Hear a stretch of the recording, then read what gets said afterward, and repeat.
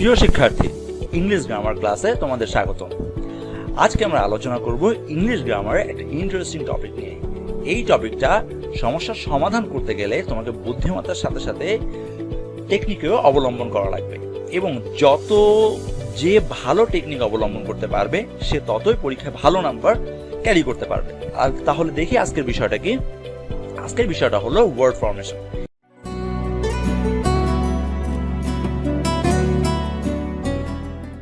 বিস্তারিত আলোচনা করার আগে আমরা যদি এই বিষয়টার দিকে লক্ষ্য করি, তাহলেই আমরা বুঝতে পারবো যে ওয়ার্ড ফরমেশন কিভাবে করতে হবে। ওয়ার্ড শব্দের অর্থ তো তোমরা সবাই জানো, শব্দ, এবং ফরমেশন শব্দের অর্থ রূপান্তর। এর মানে হলো একটা শব্দকে এক ফর্ম থেকে অন্য ফর্মে রূপান্তর। তাহলে এই ফরমেশন শব্দটার দিকে একটু লক্ষ্য করি। যদি এই ফরমেশন শব্দটাকে যদি আমরা ভাঙি, তাহলে কি দাঁড়ায়? ফর্ম যোগ এইশন। তাহলে ফর্ম এইটা হলো বেজ ওয়ার্ড, এবং এর সাথে ATION এই লেটারগুলো যুক্ত করে নতুন একটা শব্দ ফরমেশন তৈরি করা হয়েছে। তাহলে বোঝাই গেল যে ওয়ার্ড ফরমেশনের কাজ হলো কোনো মূল শব্দ বা বেজ ওয়ার্ডের সাথে আগে বা পরে কোনো শব্দ জুড়ে দিয়ে নতুন একটা শব্দ তৈরি করা। তাহলে এবার দেখি বইয়ে কি সংজ্ঞা দেওয়া আছে ওয়ার্ড ফরমেশনে।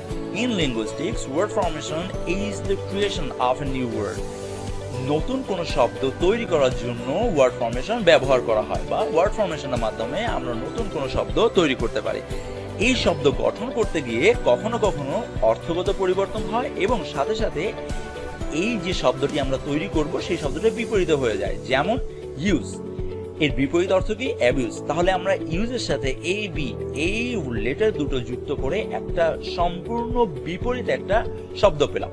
অন্যভাবে বলা যায়, দ্যাট মিনস সহজভাবে, যে ওয়ার্ড ফরমেশনের মাধ্যমে আমরা একটা ওয়ার্ডকে এক পার্টস অফ স্পিচ থেকে অন্য পার্টস অফ স্পিচে রূপান্তর করতে পারি। তাহলে কোন কোন পার্টস অফ স্পিচে আমরা রূপান্তর করতে পারবো এই ওয়ার্ড ফরমেশনের মাধ্যমে? হ্যাঁ, অবশ্যই মনে রাখতে হবে যে আমরা সাফিক্স এবং প্রিফিক্স বা অ্যাফিক্স, ইনফিক্স এর মাধ্যমে আমরা একটা ওয়ার্ডকে নাউন, ভার্ব, অ্যাডজেক্টিভ এবং অ্যাডভার্বে রূপান্তর করতে পারি। কখনোই কিন্তু আমরা ওয়ার্ড ফরমেশনের মাধ্যমে প্রোনাউন, কনসোনেন্ট, প্রিপোজিশন এবং ইন্টারজেকশন এই শব্দগুলোকে বা এই পার্টস অফ স্পিচগুলোকে আমরা পরিবর্তন করতে পারবো না। তাহলে ওয়ার্ড ফরমেশনের পদ্ধতিগুলোর দিকে একটু লক্ষ্য করি। কি কি পদ্ধতিতে আমরা ওয়ার্ড ফরমেশন করতে পারবো? প্রিফিক্স, ইনফিক্স, সাফিক্স এবং অ্যাফিক্স। এই চারটা পদ্ধতির মাধ্যমে আমরা একটা শব্দকে নতুন শব্দে রূপান্তর করতে পারবো। এছাড়াও ওয়ার্ড ফরমেশনে আরো কিছু ভাগ আছে, যেমন মিক্সিং, ব্লেন্ডিং, ক্লিপিং। এই আলোচনা আমি আমার পরবর্তী ভিডিওতে করব। এখন লক্ষ্য করি এই আলোচনার দিকে। প্রিফিক্স, প্রিফিক্স অর্থ কি? প্রি অর্থ কি? সবার আগে আমার মনে রাখতে হবে, সহজ হিসাব হলো প্রি। এই প্রি শব্দের অর্থ হলো পূর্বে, পূর্বে বা আগে। মানে যদি কোনো শব্দের আগে বা পূর্বে কোনো শব্দাংশ বা লেটার যুক্ত হয়ে নতুন একটা শব্দের রূপ দেয়, তাহলে তাকে প্রিফিক্স বলে। যেমন কাম, এর আগে আমি বি ব্যবহার করে বিকাম। ফুল, বিফুল, বেস, ডিবেস, চার্জ, ডিসচার্জ। তাহলে এই শব্দগুলোর আগে আমি নতুন কিছু লেটার যুক্ত করলাম। এই লেটার যুক্তের মাধ্যমে আমার শব্দের পরিবর্তন হয়ে গেল, এক শব্দ থেকে অন্য শব্দে পরিবর্তন হয়ে গেল। তাহলে যেহেতু আমি আগে কিছু লেটার যুক্ত করেছি, সেই কারণে এটা প্রিফিক্স। এবার একটু আসি ইনফিক্সের দিকে। ইনফিক্সের বিষয়টা হলো মধ্যে পরিবর্তন। কোন শব্দের যদি মধ্যে পরিবর্তন হয়, তাহলে তাকে ইনফিক্স বলে। যেমন tooth, teeth, mouse, mice, meet, meet. এই শব্দগুলোর মধ্যে পরিবর্তন হয়ে গেল। এবার দেখি সাফিক্স। সাফিক্স হলো কোন শব্দের শেষে কোনো অংশ জুড়ে দিয়ে যদি নতুন একটা শব্দ তৈরি করা যায়, তাহলে তাকে সাফিক্স বলে। যেমন black, blacken, soft, soften, write, rider, imitate, imitator. এবার সর্বশেষ লক্ষ্য করি অ্যাফিক্সের দিকে। অ্যাফিক্স হলো এই সাফিক্স এবং প্রিফিক্সের কম্বিনেশন একটা রূপ। মানে কোন শব্দের আগে এবং পরে শব্দ যুক্ত করে নতুন একটা শব্দের রূপান্তর। যেমন বিলিভ, এর আগে আমি আন যুক্ত করেছি এবং শেষে আমি এইবল যুক্ত করেছি, তাহলে আনবিলিভেবল হয়ে গেল। এটি একটি অ্যাফিক্সের উদাহরণ। এবার যদি লক্ষ্য করি ডাউটের দিকে, তাহলে আনডাউটেডলি। তাহলে এই চারটা পদ্ধতির মাধ্যমে আমরা ওয়ার্ড ফরমেশন করতে পারবো। এবার আরেকটু বিস্তারিত দেখি সাফিক্স বা প্রিফিক্স বলতে কি বোঝাচ্ছে। প্রিফিক্স হলো, একটু ইংলিশ সংজ্ঞাটার দিকে যাই। যেহেতু তোমরা বড় ক্লাসে উঠতেছো, আস্তে আস্তে ইংলিশ সংজ্ঞাগুলোর সাথে তোমার পরিচয় হলে ভালো হবে, কারণ ইংলিশ সংজ্ঞাগুলো আসলে খুব সুন্দরভাবে লেখা থাকে। বাংলা সংজ্ঞা অবশ্যই সুন্দরভাবে লেখা থাকে, কিন্তু ইংলিশ সংজ্ঞার মাধ্যমে তোমাদের ইংলিশ ভোকাবুলারি প্রোনাউন্সিয়েশনগুলো আরো ইনরিচ হয়। তাহলে একটু লক্ষ্য করি সংজ্ঞাটা কি। A prefix is a group of letters placed before the root of a word. For example, the word unhappy consists of the prefix "un", which means not, combined with the root of the stream word happy. The word unhappy means not happy. তাহলে এই অংশটুকুর বিস্তারিত এটাই বলা হয়েছে যে একটা শব্দ root by stream, stream অর্থ রুট, এই রুট শব্দটা কি আমার হ্যাপি, এই হ্যাপি এর আগে আমি যদি আন যুক্ত করি তাহলে এটি হয়ে যাবে আনহ্যাপি। আমরা অনেক সময় প্র্যাকটিস করতে করতে আমাদের এমন হয় যে আমরা খুব সুন্দরভাবে সাফিক্স বা প্রিফিক্স আমরা যুক্ত করে দিই, কিন্তু এর মানেটা কি, যে এই প্রিফিক্স যতটুকু অংশ যুক্ত করলাম এই যুক্ত অংশটুকুর মানেটা কিন্তু আমরা বুঝতে পারি না। এই ভিডিওটা দেখার পরে এই যুক্ত অংশের মানে সহকারে তোমাদের যাবতীয় যত সমস্যা আছে সেই সমস্যাগুলো দূর হবে ইনশাআল্লাহ। তাহলে দেখি আন শব্দের অর্থ হলো নট, তাহলে হ্যাপি এর আগে আন মানে আনহ্যাপি। এবার একটু লক্ষ্য করি সাফিক্সের দিকে। A suffix is a group of letters placed after the root of a word. For example, the word flavorless consists of the root word flavor combined with the suffix less, which means without. The word flavorless means having no flavor. মানে হলো সাফিক্সে আমরা কি জেনেছি, সাফিক্সে আমরা শব্দ যুক্ত করব কোথায়, অবশ্যই একটা রুট ওয়ার্ডের পরে যুক্ত করব। তাহলে ফ্লেভার এইটা হলো একটা রুট ওয়ার্ড, এই রুট ওয়ার্ডের শেষে আমি লেস যুক্ত করেছি। এই লেস যুক্ত করে আমি এই ফ্লেভার লেস নতুন একটা শব্দ পেলাম, এর মানে আমি এর সাথে একটা সাফিক্স যুক্ত করে নতুন একটা শব্দ পেলাম। এবার একটু লক্ষ্য করি যে প্রিফিক্সের কি কি লিস্ট আছে। যেমন এই অংশ হলো রুট ওয়ার্ডের সাথে যুক্ত করতে হবে। তাহলে ডি, ডি এর অর্থটা কি, ডি এর অর্থ from, down, away, reverse, opposite. এবং এক্সাম্পল হিসেবে কি দেওয়া যায়, কোড, এটি একটি মূল শব্দ, এর আগে ডি ব্যবহার করে ডিকোড, ডিক্রিজ। ডিস এর অর্থ হলো নট বা অপোজিট। তাহলে এর সাথে এগ্রি এর সাথে যদি আমি ডিস যুক্ত করি তাহলে ডিস অ্যাগ্রি। অ্যাপিয়ারের সাথে আমি যদি ডিস যুক্ত করি তাহলে ডিস অ্যাপিয়ার, এর মানে হলো ডিস অ্যাগ্রি মানে কি, অমত পোষণ করা। তাহলে এই শব্দটা দ্বারা এই অপোজিট মিনিংটা প্রকাশ পেয়েছে। এবার দেখি ইএক্স, এর অর্থ out of, away from, lacking, former. তাহলে হেইল এর আগে যদি ইএক্স যুক্ত করলাম তাহলে হলো এক্সহেইল। এক্সপ্লোশন, এবার একটু লক্ষ্য করি পরেরটার দিকে। আইএল এর অর্থ নট এবং আইএম এর অর্থও নট, কিন্তু একটু লক্ষ্য রাখতে হবে আমি কোথায় আইএল ব্যবহার করব এবং কোথায় আইএম ব্যবহার করব। যেমন লিগ্যাল, এই শব্দটার আগে আমি আইএল যুক্ত করে নেগেটিভ ফর্মে রূপান্তর করতে পারি, যেমন ইলিগ্যাল, লজিক্যাল, ইলজিক্যাল। কিন্তু আমি কখনোই ইমলিগ্যাল বা ইমলজিক্যাল এটা কিন্তু আমি ব্যবহার করব না, তাহলে সম্পূর্ণ ভুল হবে। এটি ব্যবহার করতে হবে, ইম ব্যবহার করতে হয় পসিবল, ইম্পসিবল, ইমপ্রপার, এই সকল শব্দগুলোর দিকে একটু লক্ষ্য রাখতে হবে যে কোথায় আমি ইম ব্যবহার করব আর কোথায় আমি ইল ব্যবহার করব। এবার দেখি আরো কিছু লিস্টের দিকে লক্ষ্য করি। যেমন ইন, ইন অর্থ কিন্তু উইদাউট, তাহলে অ্যাকশন, এটাকে যদি আমি নেগেটিভ করি বা নট কোন অর্থ প্রকাশ করি তাহলে ইন অ্যাকশন। ভিজিবল, ইনভিজিবল, এখানে কিন্তু আমি অবশ্যই ইম বা ইল এটা ব্যবহার করব না। মিস এর অর্থ ব্যাড বা রং, যেমন লিড, বেজ ওয়ার্ড এবং এর সাথে আমি মিস যুক্ত করে মিসলিড।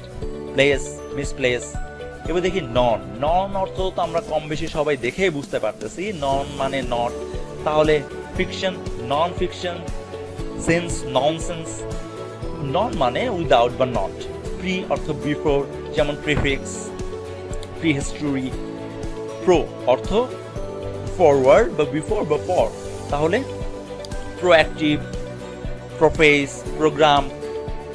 এই বেস ওয়ার্ডগুলোর সাথে প্রযুক্ত করে নতুন একটা শব্দে রূপান্তর করা গেল। যেমন রি অর্থ কি? Again, back. তাহলে এক্সাম্পল হিসেবে কি আছে? রিঅ্যাক্ট, রিঅ্যাপিয়ার, আন এর অর্থ এগেইনস্ট, নট, অপোজিট। যেমন ডু এর সাথে যদি আমি আনডু করি মানে আগের অবস্থায় ফিরে আসা। ইকুয়াল, আনইকুয়াল, ইউজুয়াল, আনইউজুয়াল, এই সকল শব্দ। প্রেফিক্স সম্পর্কিত আরো ধারণা পাওয়ার জন্য তোমরা আরেকটু বিস্তারিত দেখবে তোমাদের যে সকল বইগুলো আছে সেই বইতে। এখন একটু দেখি সাফিক্সের দিকে লক্ষ্য রাখি।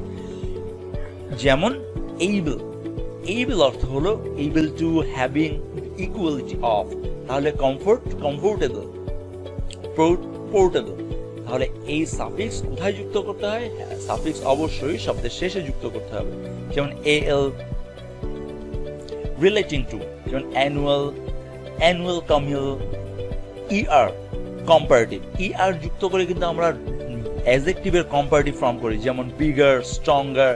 এবং ইএস যুক্ত করে কিন্তু আমরা কোনো অ্যাডজেক্টিভের সুপারলেটিভ ফর্ম করি, যেমন স্ট্রংগেস্ট, থিনেস্ট। ফুল, ফুল অর্থ আমরা তো কম বেশি সবাই জানি, full of, beautiful, grateful, able. Forming an adjective, কোনো একটা শব্দকে যদি অ্যাডজেক্টিভে রূপান্তর করতে হয় তাহলে আমরা এই শব্দটা বা এই শব্দগুচ্ছ আমরা ব্যবহার করি। যেমন রিসিভেবল, টেরিবল। তোমরা অবশ্যই একটু লক্ষ্য রাখবে, যেমন ABLE এবং IBLE। ABLE কোথায় ব্যবহার করতে হবে এবং IBLE কোথায় ব্যবহার করতে হবে। যদি ভুল হয়ে যায়, যেখানে ABLE যুক্ত করতে হবে সেখানে তুমি যদি IBLE যুক্ত করো তাহলে কিন্তু সর্বনাশ, একদম ভুল হয়ে যাবে, নাম্বার পাবে না। আরেকটু লক্ষ্য করি এই সাফিক্সের উদাহরণগুলোর দিকে। ILY, which means forming an adverb, eerily, happily, lazily। ING কোনো অ্যাকশনকে ডিনোট করে, যেমন অ্যাক্টিং, শোয়িং। লেস এর অর্থ without but not affected by, যেমন friendly, friendless, tireless. LY, forming an adjective, clearly, hourly. তাহলে একটু লক্ষ্য রাখতে হবে ILE কোথায় যুক্ত করতে হবে এবং LY কোথায় যুক্ত করতে হবে, এটা কিন্তু একটু লক্ষ্য রাখার বিষয়। যেমন নেস, নেস অর্থ ডিনোটিং অ্যাজ স্টেট আর কন্ডিশন, অর্থাৎ কোনো কিছুর অবস্থা বোঝানোর জন্য আমরা নেস ব্যবহার করি, যেমন kindness, wilderness. Y, full of, Y অর্থ কোনো কিছু পূর্ণ বা ডিনোটিং অ্যা কন্ডিশন অর ডিমিনিটিভ, এর অর্থ গ্লোরি, মেসি, ভিক্টরি। ওয়াই যুক্ত করে এইসব শব্দগুলো নতুন শব্দে রূপান্তর করা যায়। এবার একটু লক্ষ্য করি প্রিফিক্সের উদাহরণগুলোর দিকে। উদাহরণগুলো কি? I just can't believe it, the story is believable. তাহলে এই শব্দটা যারা আমরা এখানে কি বসাতে পারি? বিলিভের সাথে আমি কি বসাবো? যেহেতু প্রিফিক্স অবশ্যই আগে কিছু বসাবো। তাহলে এই সেন্টেন্সের সাথে সঙ্গতি রেখে এখানে আমি আনবিলিভ বসাতে পারি বা আন বসাতে পারি। তাহলে কি হবে? I just can't believe it, the story is unbelievable. পরেরটাই দেখি, no that answer is correct, it is wrong. তাহলে এখানে কারেক্ট দেওয়া আছে, তাহলে আমি এখানে কি বসাবো? যেহেতু এই অর্থটার সাথে সঙ্গতি রেখে ইনকারেক্ট এই শব্দটাই সবচেয়ে যুক্তিযুক্ত। এবার দেখি পরের উদাহরণে, let's look at this information again, we should view it before the test। তাহলে যেখানে কি বোঝানো হচ্ছে যে এই ইনফরমেশনটা আমরা আরেকবার দেখি, কেন? এই টেস্টটা করার আগে। তাহলে ভিউ অর্থ কি? দেখা। আমি যদি এখানে রি ব্যবহার করি, রিভিউ মানে পুনরায় দেখা, তাহলে এটা যুক্তিসঙ্গত হয়। I saw Jenny just a moment ago, but now I can't find her. It seems that she appeared. Appear অর্থ দেখা। আমি যদি এখানে ডিস ব্যবহার করি তাহলে কিন্তু এই সেন্টেন্সের সাথে অবশ্যই সঙ্গতিপূর্ণ হয়। তোমাদের অবশ্যই লক্ষ্য রাখতে হবে তোমার আগের বাক্যটি কি আছে সেই বাক্যটির সাথে সঙ্গতি রেখেই এই প্রিফিক্স বা সাফিক্স যেটাই তোমরা যুক্ত করো না কেন সেটা কিন্তু সেইভাবেই সঙ্গতিপূর্ণভাবেই যুক্ত করতে হবে। এবার পরের উদাহরণ দেখি। Oh, I'm sorry, I didn't hear you correctly, I understand you। তাহলে এখানে কি ব্যবহার করা যায়? misunderstood you। The subway doesn't go over the land like a normal train, it moves ground। তাহলে এটা কি ব্যবহার করব? underground। তাহলে আমি এই যতগুলো প্রিফিক্সের সমস্যার সমাধান করলাম, এবার একটু এর উত্তরগুলো দেখি। unbelievable, incorrect, review, disappear, misunderstood, underground। তাহলে বোঝাই গেল যে আমরা প্রিফিক্স যুক্ত করতে গেলে অবশ্যই অর্থের সাথে সঙ্গতি রেখে আমার একটা শব্দের আগে নতুন কোন লেটার যুক্ত করে তাকে আমি প্রিফিক্সে রূপান্তর করব বা নতুন একটা শব্দে রূপদান করব। এবার দেখি সাফিক্সের এক্সাম্পল গুলো। The first woman is very tired. She wants to rest. The second woman can't stay still. She always wants to move. She is rest. তাহলে এই আগের বাক্যগুলোর সাথে সঙ্গতি রেখে এখানে কি রেস্ট বসানো যায় নাকি আমি রেস্টলেস বসাবো? যেহেতু আমার সাফিক্স, আমি অবশ্যই শেষে কিছু বসাবো। তাহলে এটি কি হলো? Restless. Mita can't remember anything. She is very forget. তাহলে এই forget এর সাথে আমি কি বসাবো? forgetful. এবার দেখি পরের উদাহরণটার দিকে। I teach science in a big university. I am a physics teacher. এই টিচ কি এখানে ব্যবহার করা যুক্তিযুক্ত? মোটেই না। এখানে আমার ব্যবহার করতে হবে টিচার। পরেরটা দেখি। Helen is my best friend. She is wonderful. The best things about her is her kind. এখানে কাইন্ড ভাষা তো মোটেই যুক্তিসঙ্গত না, তাহলে এখানে ব্যবহার করতে হবে kindness. She is always so nice to people. পরেরটা দেখি উদাহরণটা। The kids always have fun together. They never disagree or have an argument. তাহলে এখানে কি দেওয়া যায়? আর্গুমেন্ট। শেষ উদাহরণটার দিকে একটু লক্ষ্য রাখি। The second dog is very cute. It's a dog. তাহলে এইখানে যেহেতু সাফিক্স ব্যবহার করতে হবে, তাহলে আমি যদি able ব্যবহার করি তাহলে এটা একটা যুক্তিযুক্ত শব্দের ব্যবহার হবে। তাহলে উত্তরমালার দিকে একটু লক্ষ্য রাখি, যেমন restless, forgetful, teacher, kindness, argument, adorable. তাহলে বোঝাই গেল যে সাফিক্স যদি আমার করতে হয় কোনো শব্দকে, তাহলে তার শেষে নতুন কোনো লেটার বা শব্দগুচ্ছ যুক্ত করে তাকে আমি সাফিক্সে পরিণত করব। আশা করি আজকের আলোচনা বুঝতে পেরেছ এবং সাফিক্স এবং প্রিফিক্স সম্পর্কিত যত সমস্যা আছে ইনশাআল্লাহ সমাধান হয়েছে।